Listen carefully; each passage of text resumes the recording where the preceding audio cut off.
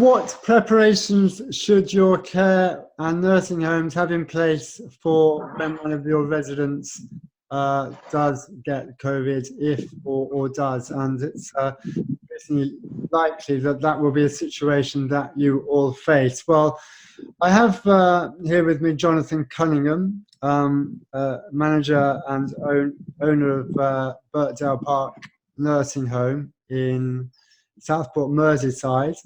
Now, Jonathan is also head of the Storm Care Managers Inner Circle. This is a Facebook group and is particularly useful and important right now during the COVID infection. 8 p.m. every night, he has a live debrief on the Facebook group, which I urge you to go and have a look at. And the debrief focuses on how Jonathan and his team are reacting to, on a day-by-day basis, the COVID situation. So I urge you to go and have a look. But delighted again to have Jonathan with me. Jonathan, so let's get straight into help everyone in terms of understanding what preparations you would advise them to have in place for when, sadly, a likely COVID infection comes to the home. Right. Well, first and foremost, great to see you, Adam, as always. And do you like the waistcoat? So, best so far. You've got to keep morale up somehow. So if it's not ukulele, then it's a yellow, outrageously coloured waistcoat. Great to see you. Yeah, of course. The care manager's in a circle 8 o'clock each night, and we sort of go through this. But in terms of, it's only a matter of time, and regrettably, we can sugarcoat it any way we want, but the reality is COVID will get into your care home. So let's not panic. Let's not go into some sort of meltdown. Let's deal with this and let's prepare for it, just like any other campaign, any other sort of battle. And we are at war. Be quite clear on that. You might not be able to see the enemy, but my goodness, it will make a massive effect on your business and the lives of certainly your residents. So 34 incredibly frail, very vulnerable people in Birkdale Park. Some are on end of life, and certainly COVID, particularly those who are particularly frail, would undoubtedly take their lives. So we're taking it extremely seriously. I just want to show you our entranceway we've changed, and I just want to sort of show you sort of the example of this. So now, as you're approaching Birkdale Park, you enter into effectively a corridor here where you can now see we've established a temporary wash basin outside. You've got obviously your soap, your water. You've just got an additional table to go in place so that people are already conducting the decon prior to coming into the building. They shouldn't have to be able to use hands, and so they enter into the building. And at least that way we certainly reduce the risk.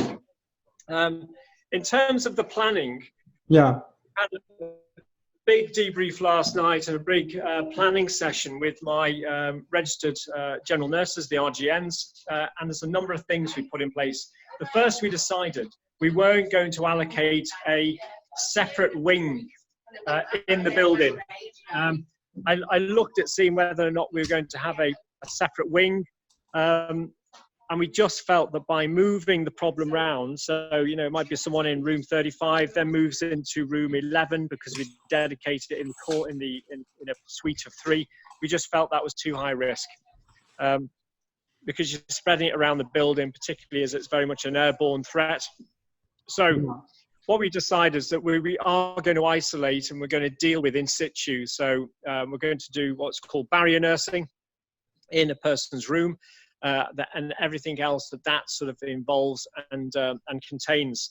In terms of the barrier nursing, it requires then we're going to have a dedicated team. I've called these my COVID team, or virus team, whatever you want to call it, or your dirty team, or your contaminated team. But yeah, so my COVID team is going to be the 2 carriers initially that are going to go in and be able to deal and deliver personal care to that initially infected person. I'll just show you some of the preparation at the moment, which is ongoing.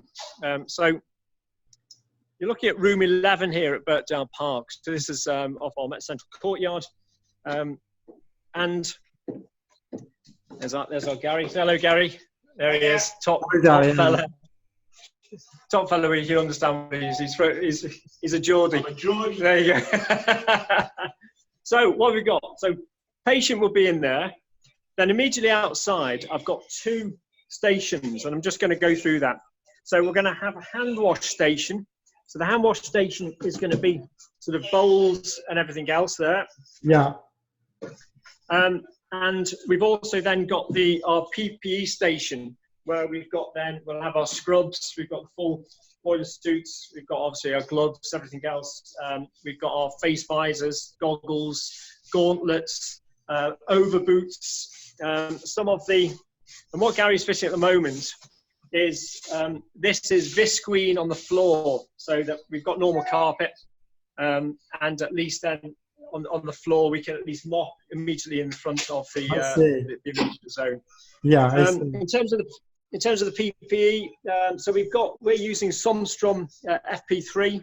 So these are some of the best face masks on the market.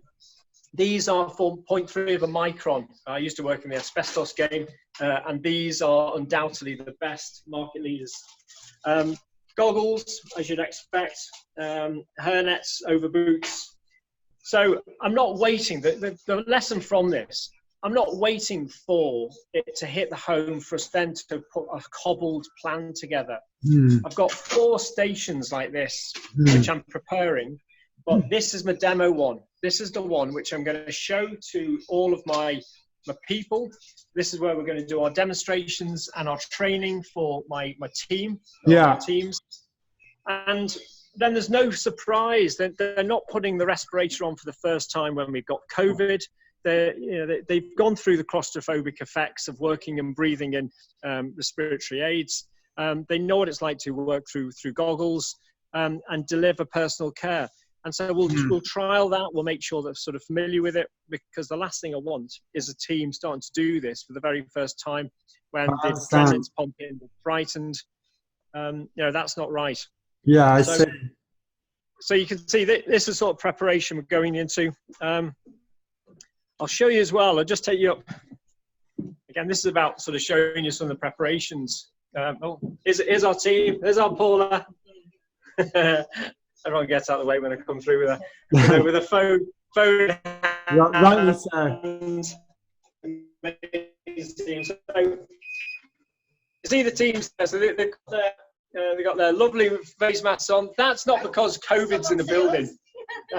That's not because COVID's in the building. That's because we're just protecting. If for some reason they're a carrier, then and they're still incubating, but they wouldn't know that, then at least we're protecting our residents from the disease. Yeah. So that's totally precautionary. It's not because we've got it.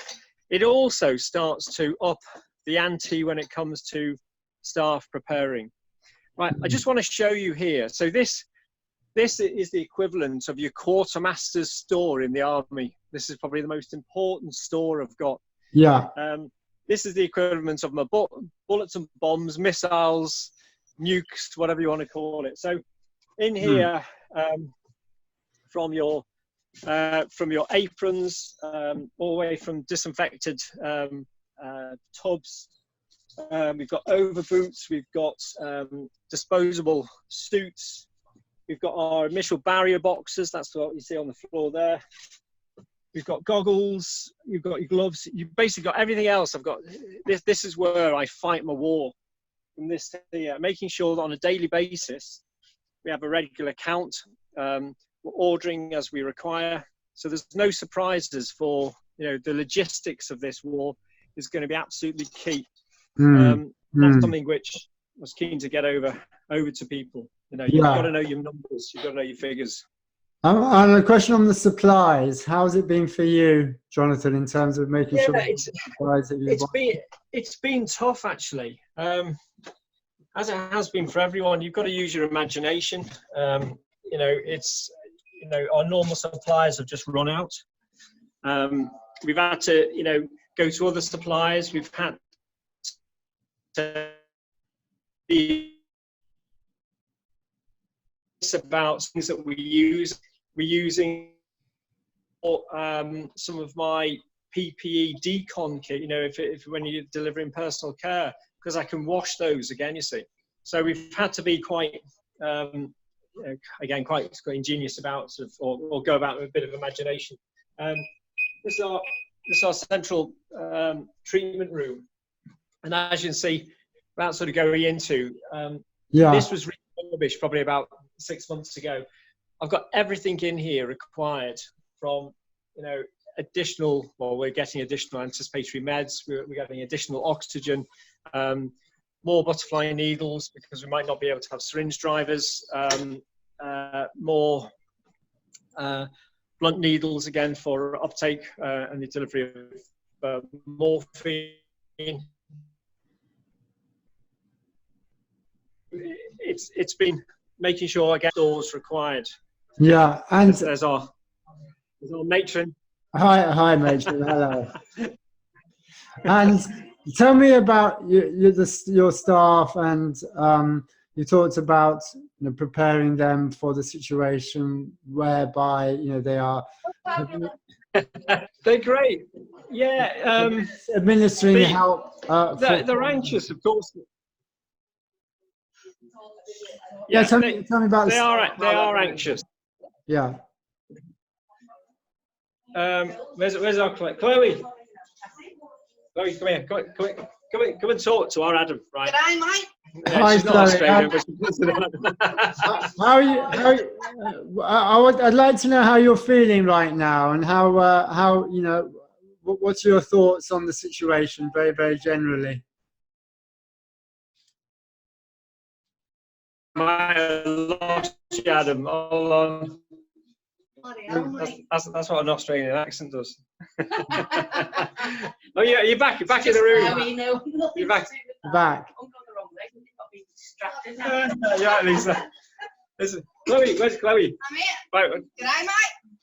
You still there, Adam? Yeah, I'm still here. So, Here's Chloe, thanks very much. I'm very interested to know how you're feeling right now, how prepared you feel, and you know, anything else you'd like to pass on to any other nurses or care workers who might be watching this right now. Wash your hands, stay safe. We're all in it together. Yep. After every storm, there comes a rainbow. Yep. Well, that's good. We look forward to that rainbow for sure. And in terms of the you know, the preparations for, you know, when a resident does become infected, you know, in terms of the sort of mentally being prepared, I guess. Do you feel that that's what's been implemented at Birkdale Park has been useful for you? Yeah, definitely. All the staff are dead good. Yeah.